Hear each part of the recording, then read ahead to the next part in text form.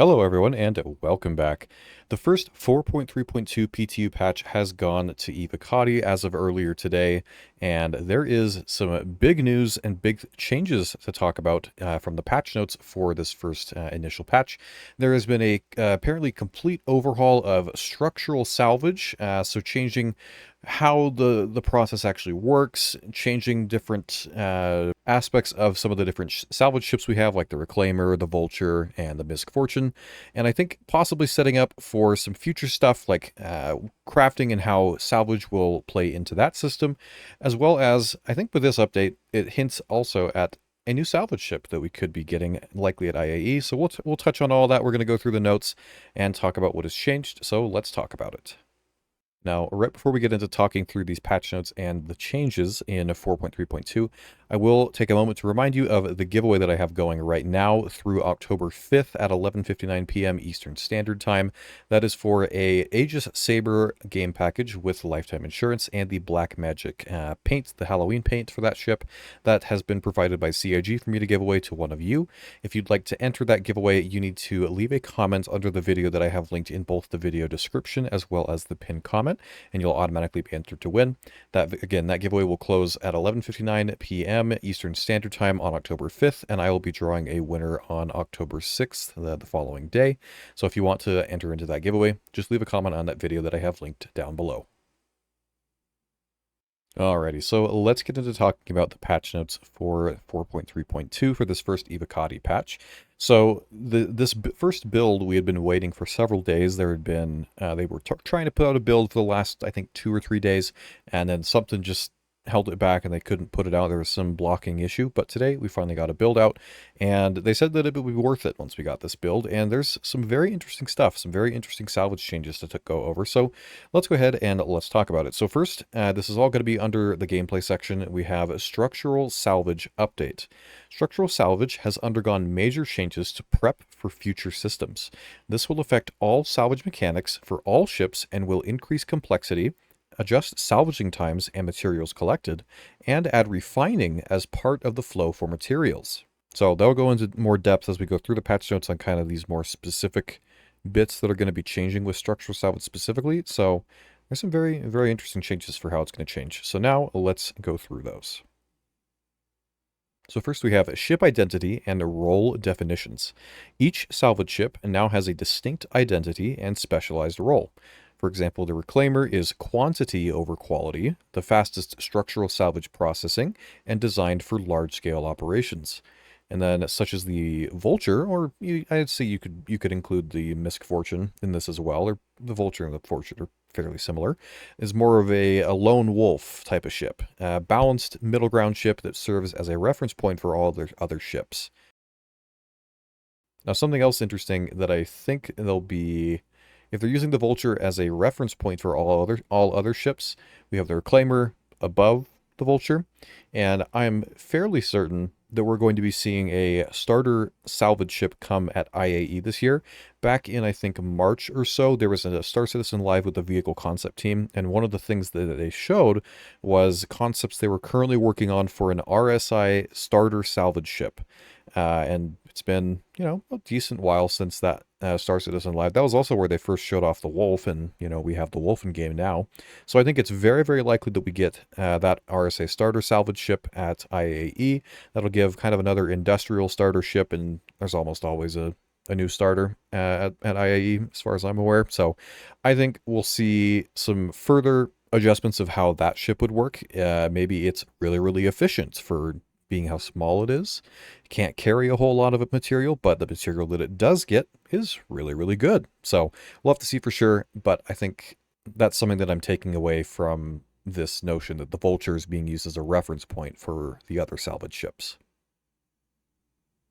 So next, we have some technical changes for structural salvage. The first is field generation system. They have increased the range. Fields have been increased by up to 60 meters from where they were before. Ship-specific fields. Each ship now generates differently sized fields matching their visual design. So I'd imagine a Reclaimer has a much larger field, whereas the Vulture and the Fortune are quite a bit smaller. And say for the RSI salvage ship, even smaller than that. And then repositioned sweet spots. alignment sweet spots moved from dead center to ship appropriate positions. So it'll be a little bit more nuanced. You kind of have to learn a little bit more what way to position yourself to get the best material return. Then there's been a fracture time rebalancing. Apparently a 5x speed differential, massive performance gap between fastest and slowest ships. I would expect the Reclaimer, like they mentioned here, the speed rankings, fastest to slowest. Reclaimer, fastest, Vulture reference baseline. And again, they're not mentioning a specific slowest ship. So again, I think you'd see the really small salvage ship be the slowest at this. So they're dropping, so there's some inconspicuous little references here and there to that new ship coming along. And then we have the conversion rate system, which is the SCU per cubic meter optimization, also varies by ship. The current live rankings is the Reclaimer, best available. I would expect that to probably remain the case. I don't think we'll see a bigger salvage ship than the Reclaimer probably ever. So I would expect that to remain like that. Then we have a section called Field Alignment Sweet Spot Overhaul Massive Multiplier Buffs. So for the Reclaimer, they're going to be adding a 7 times speed multiplier when properly aligned, and additional yield multipliers will also improved for aligned positioning. Then they also say visibility and mechanics, sweet spots display plus or minus percentages on the debris pieces, and then easier with tractor beam ships, but possible through flight positioning. So ideally you use the tractor beam attachment on the front of the Reclaimer to help move the piece or the ship into the position you want. That'll give you the best return when you're doing the structural salvage, and you should be able to do a similar thing with the Vulture and the Fortune, maybe even the RSI starter. But hopefully there's some good improvement there. To like the Reclaimer, it makes sense for it to be a lot faster, it has a lot bigger tools to do the job. So we'll see for sure what changes that ends up amounting to once we can test it out in the PTU. Now this next section is where it gets a little bit interesting and also a little confusing. So the next section is new 3-tier material system. There's different raw material types. All structural salvage now produces raw materials requiring refinery processing. You'll have powder, which is the highest density, lowest yield after refining, and the fastest refinery processing time. Scraps, which are medium density, medium yield, and processing time. And chunks, which are the lowest density, highest yield after refining, and the longest refinery processing time. And then they go into refinery integration. All refinery decks can process these materials. So that would be at like your Lagrange point stations. The same end product, all materials will refine into construction materials. So no matter if you picked up the powder, the scraps, or the chunks, it'll all get turned into the construction material resource. Workflow, raw materials, station inventory via freight elevator, and then to refinery processing. I think that means maybe you get boxes of the raw materials, then send them down a freight elevator, and then you can then process them in the refinery. And then time design, small ships get quick turnaround, and large ships have extended processing but higher profits. Now this does sound pretty cool, and I'm sure this will be a really nice change, and again, that'll add more depth and stuff for salvage. But the one at least glaring issue I see at the moment is if you want to use a Reclaimer, you can't really dock the Reclaimer at any stations. It doesn't work right now. It's the ship, you can't. Its docking port is blocked by the engine, if I remember correctly. And there's no, the only options you'd really have for landing it in an extra large hangar at a station would be the 3 major pyro stations: Checkmate, Ruin, and Obituary. So unless they're going to stealth drop a Reclaimer rework, which I kind of doubt. I don't entirely know what their solution is for that. Maybe they just intend for you to have a cargo ship you offload the raw materials into to then take to a refinery, but then it kind of brings into question if that really is more is it more worth to do that, or just worth to have more people in the smaller salvage ships? So we'll have to see what they end up intending to do for that. But that's just one little quirk that I've seen so far that could potentially be a bit of a holdup with these changes. So then the next section is strategic implications for operational models. So for example, for solo players, you use a small ship for immediate gratification and quick profits.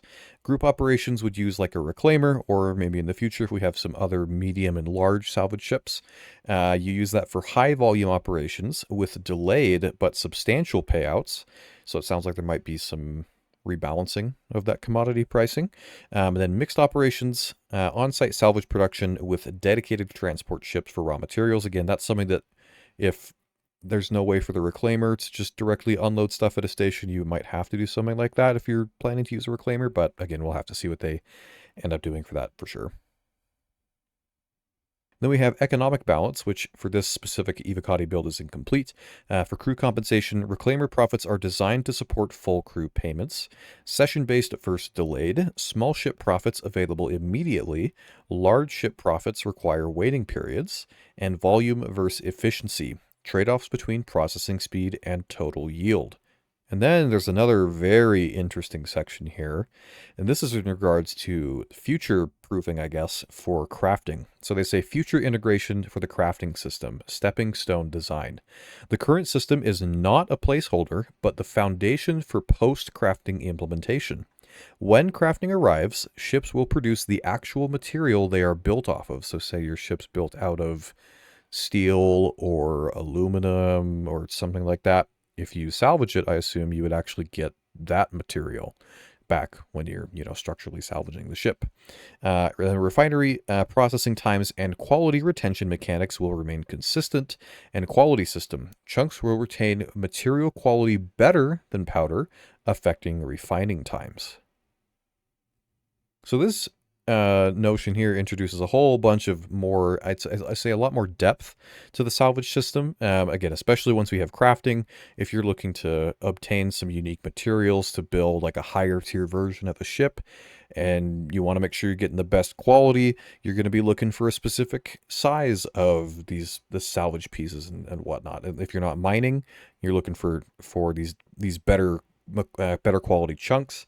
And that'll also take you longer to refine. So it's a lot of interesting stuff that's coming in as part of this change that will probably not be fully realized, of course, until we have crafting in. But when it is, I think it'll make the gameplay loop of salvaging a lot more enjoyable, maybe, or just a little bit more fleshed out, I guess. So for industry players, it'll be a little bit more enjoyable for just playing around with that loop in general. And then last, some additional gameplay updates where there is a fairly nice change. Apparently there is a balance update for FPS tractor beams, so that'll be your little pistol-sized one as well as the max lift, I would assume. But there's an update for snappier movement, faster rotations, and longer break times, which I am hoping those are much better because I really don't like how sluggish using tractor beams feels, like how whatever you're moving just, I don't know, it just is a little off. So I'm looking forward to that, and hopefully the faster rotations is nice too, because some stuff, it's just like, you pick it up and you try and rotate it, and it just won't rotate for some reason. So we'll see what changes they do for sure for that. And then lastly, they have updated the sweep and clear missions to only display mission locations in the player's local planetary system. So that is the main patch notes and updates that are in this first Evocati 4.3.2 PTU patch. I am a little bit surprised that none of these changes were included as like a mention on the roadmap update, but here they are, kind of a bit of a surprise. Big overhaul to the structural salvage system. So if you have any thoughts on this, I'd love to hear what you think down in the comments. Do you think is there something they're going to do for like the reclaimer if you're trying to offload that raw material to refine at a space station? Is there anything that you'd like to see kind of further fleshed out with the salvage game loop? So yeah, if you have any thoughts on that, make sure to let me know down in the comments. But that's going to do it for this video, going over the latest patch notes for the Evocati PTU patch. I'm fairly certain they'll at least push the PTU to Wave 1 tomorrow, with probably a new build with some additional stuff. So if that is the case, I'll be checking that out. There has also been quite a few interesting data mines that have come out of this recent patch. Some very, very interesting stuff. that's going to be coming soon. So I'm waiting a little bit longer to see what else we get on that. And then I should be making a video pretty soon. You'll probably see it in, I don't know, 12 hours from when you see this video. But there's some cool stuff there. So if you want to see that video, make sure you're subscribed. And if you want, turn notifications on to be notified when that video comes out. If you enjoyed this video, though, make sure to leave a like, as it really helps the channel. Reminder once again, if you want to be entered for that giveaway for an Aegis Sabre game package with lifetime insurance and the black magic paint, leave a comment under the video that I have linked in the video description, as well as the pinned comment, to be entered for that giveaway. But that's going to do it for this one. I hope you have a wonderful rest of your day, and I will see you in the verse.